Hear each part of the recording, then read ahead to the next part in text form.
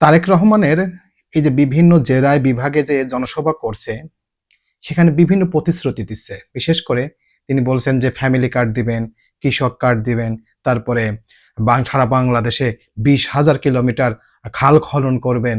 এছাড়াও তারপর ছাত্রছাত্রীদের বিদেশে পড়াশোনার জন্য সহজে লোন পায় সেরকম ব্যবস্থা করবেন। এইসব প্রতিশ্রুতি দিচ্ছেন, তো তার বিরোধী দলীয় লোকরা বলছেন যে তারেক রহমান সব ধোঁকা দিচ্ছেন। আসলে এই ধোঁকা বিষয়ে তারেক রহমান স্পষ্ট কিছু বার্তা দিলেন, সেই ভিডিওটা একটু দেখে নিন। কৃষক ভাইদের পাশে দাঁড়াতে চাই এবং কৃষক ভাইদেরকেও আমরা একটি কৃষক কার্ড দিতে চাই। বলছে এটাও নাকি আমরা ধোঁকা দিচ্ছি। এখন ভাই বলেন, আমার ধোঁকা দিয়ে লস তো আমার, আমি যদি ধোঁকা দিই আমার লস না? আপনি পরের বার আমাকে বিশ্বাস করবেন আর পরের বার তো বিশ্বাস করবেন না। তো আপনাকে ধোঁকা দিলে আমার তো রাজনীতি করতে হবে। তো রাজনীতি করতে হলে তো আমি যেই জবান দিচ্ছি মানুষকে, সেই জবান তো আমাকে চেষ্টা করতে হবে রাখার জন্য। আমি যদি না পারি সেটা তো আপনারাও বুঝবেন যে পারলাম না, ওটা তো অন্য বিষয়। কিন্তু আমি যদি না করি, আমার জবানই না রাখে আমি, তখন আপনারা আমাকে ধরতে পারবেন। তাই তো নাকি? সোজা সাপটা হিসাব, 2 2 4-এর মতন। তো এই কৃষক কার্ডের মাধ্যমে আমরা সার, বীজ, কীটনাশক এই বিষয়গুলো প্রান্তিক, ক্ষুদ্র, মাঝারি কৃষক ভাই যারা আছে তাদের কাছে আগে আমরা পৌঁছাতে চাই। বড় কৃষকদের কাছে যাবো, সেটা পরে যাব, কিন্তু প্রান্তিক, ক্ষুদ্র, মাঝারি কৃষক যারা আছে, এই যে বক্তব্যের শুরুতেই প্রথমে বললাম যে এই এলাকাটা কুমিল্লা 14 গ্রাম হচ্ছে বাংলাদেশের সবজির ভান্ডার। কাজেই আপনাদের আরেকটা সমস্যা হয় এই এলাকায়, যতটুকু আমি জানি, আপনাদের যেগুলা খাল ছিল এই খালগুলো সব ভরাট হয়ে গেছে, তাই না? এবং এটার জন্য চাষবাস করতে অনেক সমস্যা হয়, পানির সমস্যা হয়। প্রিয় ভাই বোনেরা, আগামী 12 তারিখের নির্বাচনে ইনশাল্লাহ আল্লাহর রহমতে আপনাদের ভোটে বিএনপি নির্বাচিত হলে, সরকার গঠন করলে, আমরা এই প্রত্যেকটি খাল খনন শুরু করব। এখন আমাকে বলেন, ইনশাল্লাহ বেঁচে থাকলে বিএনপি ধানের শীষ সরকার গঠন করলে আমি এই 14 গ্রামে আসবো খাল খনন উদ্বোধন করার জন্য। কে কে থাকবেন আমার সাথে যখন আসবো? সবাই থাকবেন ইনশাআল্লাহ, ইনশাআল্লাহ, ইনশাআল্লাহ। এখন ভাইরা, গেল খাল খনন, গেল কৃষক কার্ড, গেল ফ্যামিলি কার্ড। এই যে আমার বক্তব্যের শুরুতে বললাম, এই এলাকায় অনেক শিক্ষা প্রতিষ্ঠান আছে, এলাকার মানুষ শিক্ষিত, অনেক শিক্ষিত মানুষ আছে, কিন্তু বড় একটা সমস্যা হচ্ছে বেকার সমস্যা, আছে না?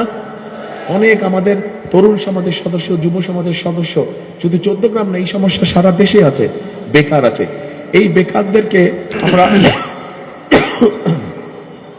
এই বেকার আমাদের যারা তরুণ আছে, যুবক আছে না, এদেরকে আমরা বিভিন্ন ট্রেনিং, প্রশিক্ষণ দিতে চাই। এবং শুধু প্রশিক্ষণ না, তারা যে দেশে, যদি দেশের মধ্যে হয় তাহলে তো ঠিক আছে, তারা যদি বিদেশে যাবে, মনস্থির করে যে আমি বিদেশে গিয়ে আমার এই ট্রেনিংটা শেষ হলে আমি বিদেশে গিয়ে এই ট্রেনিং যেটা তার চাকরি বাকরি খুঁজবো, করব, তাহলে সেই দেশের কেউ যদি ইটালি যেতে চায়, আপনাদের এখানকার অধিকাংশ মানুষ মধ্যপ্রাচ্যে যান না?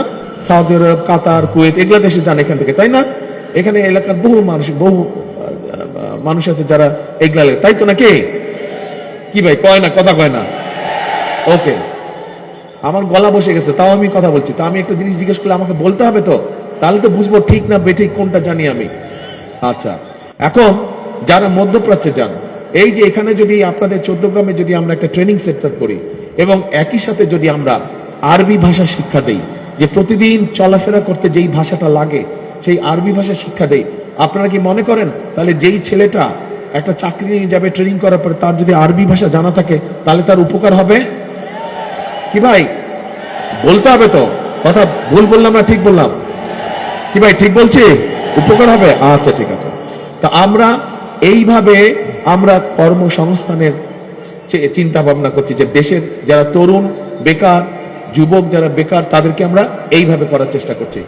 আসেন এবার, এই এলাকার বহু মা বোনেরা ঘরে বসে বসে বিভিন্ন জিনিস তৈরি করে, আমরা চাইছি এই মা বোনদেরকে খুঁজে বের করতে এবং তাদের জন্য ছোট ছোট ব্যাংক লোনের, বেশি না, হয়তো 10,000, 20,000, 50,000 ব্যাংক লোনের ব্যবস্থা করতে, এবং একই সাথে সেই জিনিসগুলো যাতে করে তারা বিদেশে বিক্রি করতে পারে সেই ব্যবস্থাটার চিন্তা ভাবনা আমরা করেছি।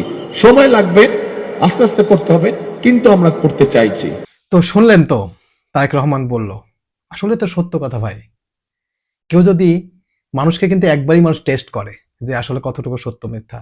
তো গণতন্ত্রের মধ্যে বিরোধী দলরা বিভিন্ন ব্লেম করবে, এটা সত্য কথা। কিন্তু এই যে তারেক রহমান ব্যাখ্যা সহ বললো যে সে যদি ধোকা দেয়, লসটা কার হবে? সাধারণ জনগণের হবে কি? না, লসটা কিন্তু সম্পূর্ণ তারেক রহমান এবং বিএনপিরই হবে। কারণ তখনকার মানুষ বলবে যে বিএনপি কথা দিয়ে কথা রাখে না, বিএনপি বেঈমান, বিএনপি ইত্যাদি মিথ্যাবাদী, এটা কথা বলবে। তো তারেক রহমান কিন্তু ডিটেলস আকারে বলছেন যে আমি যে প্রতিশ্রুতিগুলো আপনাদের দিচ্ছি সেটা যদি আমি বাস্তবায়ন না করতে পারি তাহলে ক্ষতি তো আমার, কারণ আমার তো রাজনীতি করেই চলতে হবে। আমি তো চাকরি করব না যে আমি 5 বছর তাদের কাছ থেকে সবকিছু নিয়েটি আমি আবার অন্য জায়গায় চলে যাব, তাও তো না। যদি যাইতাম তাহলে 17 বছর পর তো আবার ব্যাক আসতাম না। এই যে 17 বছর বিভিন্ন দুঃখ কষ্ট প্রবাস জীবন যে কত কষ্টের, সেগুলো অতিক্রম করে আবার এই নারীর টানে, এই বাংলার টানে আমি তো ফিরে এসেছি রাজনীতি করার কারণে। যদি রাজনীতি নাই করব তাহলে তো আমি আর জীবনও আসতাম না, ওখানে আমি থাকতে পারতাম। তো তার কথা এই যে যুক্তি দিল, এটা কিন্তু 100% সত্য কথা ভাই। কারণ একটা দল, যে দলই হোক, সেটা বিএনপি হোক, জামাত হোক, যে দলই হোক, প্রতিশ্রুতি দিচ্ছে, সে প্রতিশ্রুতি রক্ষা না করতে পারলেই কিন্তু ক্ষতি। কারণ শেখ হাসিনা কিন্তু একটা প্রতিশ্রুতি দিয়েছিল 2009 সালে, বলেছিল যে 10 টাকা কেজি চাউল খাওয়াবে, কিন্তু খাওয়াতে পারেনি 3 ট্রামেও। 10 টাকার আশেপাশেও যাইতে পারেনি তার চাউল। তো এটাও কিন্তু একটা বিশাল ব্যাপার ক্ষতির। কিন্তু শেখ হাসিনা তো আর গণতন্ত্র মেনে তার নির্বাচন করে নাই। কারণ 2014 বলেন, 2018 বলেন, 2024 সালে কি নির্বাচন হয়েছে সেটা আমি আপনি বাংলাদেশের 18 কোটি মানুষ জানে। তো একটা মানুষকে তো একবার সুযোগ দিলেই বোঝা যায় যে আসলে ছেলেটা কিরকম। কারণ একটা কথা আছে না, ছেলের চেহারা, ছেলের বডি স্ট্রাকচার, এগুলো দেখে বোঝা যায় ছেলে কি করতে পারে। তো তারেক রহমান যখন এতগুলো আশা দেখাচ্ছেন যে আমি যদি ক্ষমতায় আসি ফ্যামিলি কার্ড দেব, কৃষক কার্ড দেব, ছাত্ররা বিদেশে যখন লেখাপড়া করতে যাবে তাদের তো অনেক টাকা পয়সা লোনের প্রয়োজন হয়, সেই লোনের কিভাবে সহজে পায় সেটার ব্যবস্থা করব। আরেকটি কথা আমার কাছে খুব ভালো লাগছে, সেটা হচ্ছে এই যে national ID card. Tarek Rahman যখন বাংলাদেশে আসলো, এই ন্যাশনাল আইডি কার্ড যে দ্রুত, মানে 72 ঘন্টার মধ্যে যে হয়ে গেল, এটা কিন্তু বিশাল কিছু। এটা উন্নত দেশে যেটা হয়। তো একটা ছাত্র বলেছেন যে আমরাও ওই রকম কিছু চাই, যে একটা ন্যাশনাল আইডি কার্ড বলে সরকারি যেসব ডকুমেন্ট যেগুলো আবেদন করতে, সেগুলো যে খুব দ্রুত, মানে 72 ঘন্টার মধ্যে যেন হাতে পায় সেই ব্যবস্থা করতে হবে। সেটা কিন্তু ব্যাখ্যা সহকারে তিনি বলছেন যে কি করলে এটা খুব দ্রুত আমাদের কাছে চলে আসবে। তাছাড়াও তিনি বিভিন্ন ধরনের প্রতিশ্রুতি দিচ্ছেন যে তিনি সারা বাংলাদেশে এই যে নাব্যতা, বিশেষ করে আমাদের শুষ্ক মৌসুমে পানি থাকে না, পানির জন্য আমরা হাহাকার করি। কারণ বাংলাদেশে যতগুলো নদী আছে ম্যাক্সিমাম নদী ভারত থেকে এসেছে।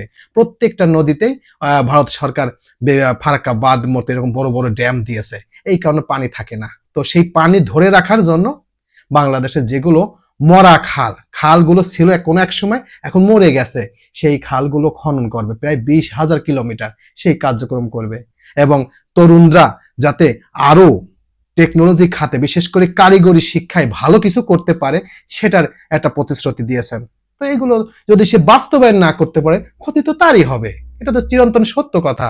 কারণ মানুষকে একবার টেস্ট করিতে হয়ে যাবে। কারণ যদি ক্ষমতায় এসে যদি সে কাজগুলো করতে না পারে, আগামীতে সে কি বলবে? সে বলবে যে আমি পারি নাই হ্যান, তখন তো মানুষ বিশ্বাস করবে না। তখন যে আবার নতুন একটা দল আসবে, সে যদি নতুন কোনো প্রতিশ্রুতি দেয় তাকে জিততে দিবে। তো আমি মনে করি আপনারা এখনো ভাবেন, 12 তারিখে যখন নির্বাচন, সে যেন প্রতিশ্রুতি দিচ্ছে, এরকম তো প্রতিশ্রুতি তারেক রহমান আগে দেয় নাই, এখন দিচ্ছে, তাকে একটা সুযোগ দিয়ে দেখতে পারেন যে আসলে সে পারে কিনা। যদি পারে তাহলে আলহামদুলিল্লাহ, না পারলে 5 বছর পর অন্য যাকে ভালো লাগবে তাকে ভোট দিবেন। একেবারে ক্লিয়ার কাট কথা। তো যে বিশ্লেষণ শুনলেন, যে আমি যে কথাগুলো বললাম, যদি এই কথাগুলো আপনাদের একটুখানি ভালো লেগে থাকে তাহলে অবশ্যই অবশ্যই লাইক কমেন্ট শেয়ার করবেন এই ভিডিওটি। তো সবাইকে ধন্যবাদ জানিয়ে এখানে শেষ করছি। আল্লাহ হাফেজ।